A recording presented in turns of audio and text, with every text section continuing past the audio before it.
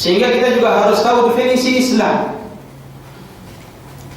Dan ketika kita tahu apa itu definisi Islam, rupanya Islam menginginkan apa? Tauhid.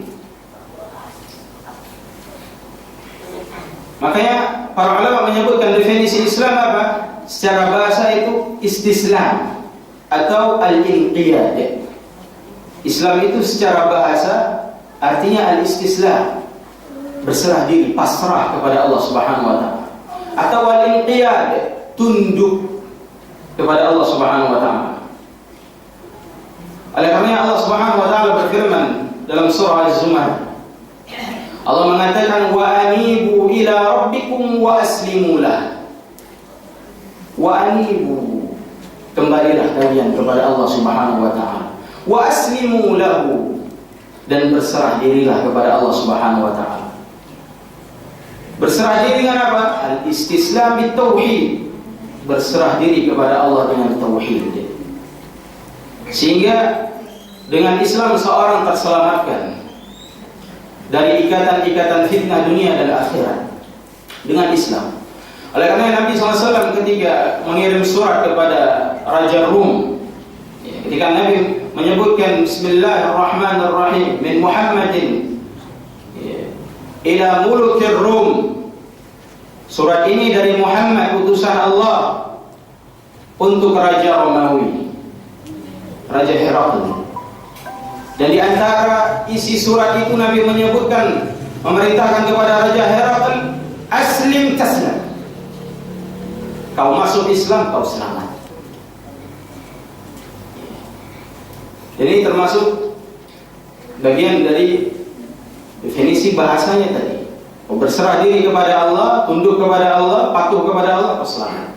Aslim taslam, kalimat yang pendek, sangat ringkas, tapi mempunyai makna yang luar biasa. Tegasan Nabi SAW, aslim taslam, kau masuk Islam, kau selamat. Ya, jemaah yang dimuliakan Allah Subhanahu wa taala. Kita kembali kepada pengertian Islam tadi, al-istislam bit-tauhid, berserah diri kepada Allah Subhanahu wa taala dengan mentauhidkan Allah Subhanahu wa taala.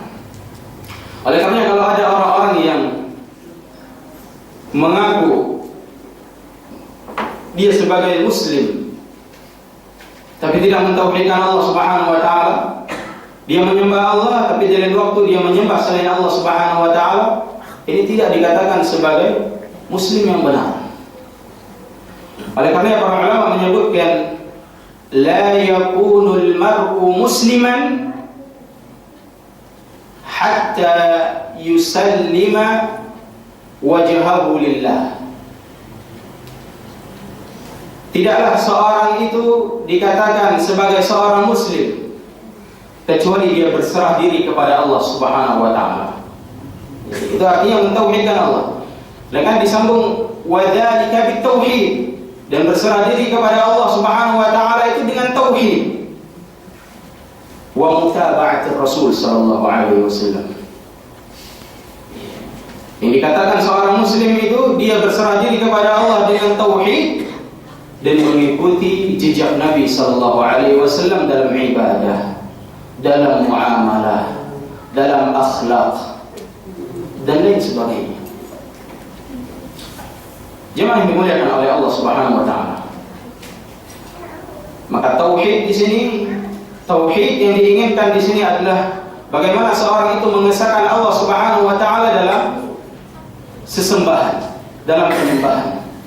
Bukan hanya sekedar mengakui Allah sebagai Sang Pencipta, bukan hanya sekedar mengakui Allah sebagai Zat yang memberi rezeki, bukan hanya sekedar mengakui Allah Subhanahu wa taala Zat yang menghidupkan, yang mematikan. Tidak cukup itu.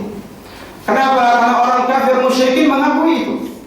Mereka mengakui Allah yang mengatur, Allah yang menurunkan hujan, Allah yang menciptakan dan mematikan, Allah yang memberi rezeki. Orang kafir mengakui itu.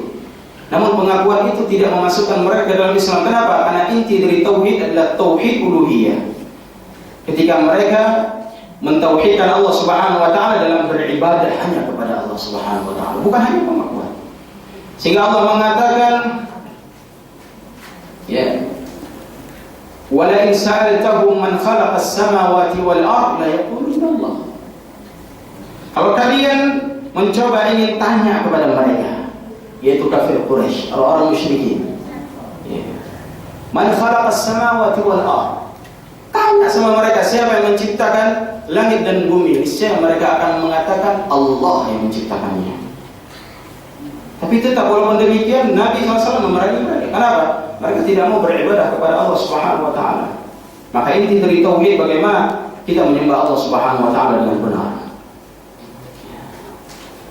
Makanya Syekhul Islam Muhammad bin Abdul Wahhab beliau menyebutkan al-istislam bit-tauhid wal-inqiyad lahu bit-ta'ah wal bara'atu min asy-syirki wa ahli. Jadi Islam itu berserah diri kepada Allah dengan tauhid dan tunduk kepada Allah dengan ketaatan-ketaatan, melaksanakan ketaatan-ketaatan kepadanya. Wal bara'ah min asy-syirk, dan berlepas diri dari kesyirikan. Wa ahlihi, dan pelakunya.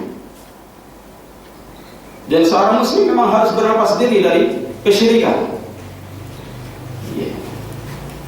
Dan dia juga berlepas diri dari pelaku kesyirikan. Jangan berteman dengan orang-orang yang berbuat syirik.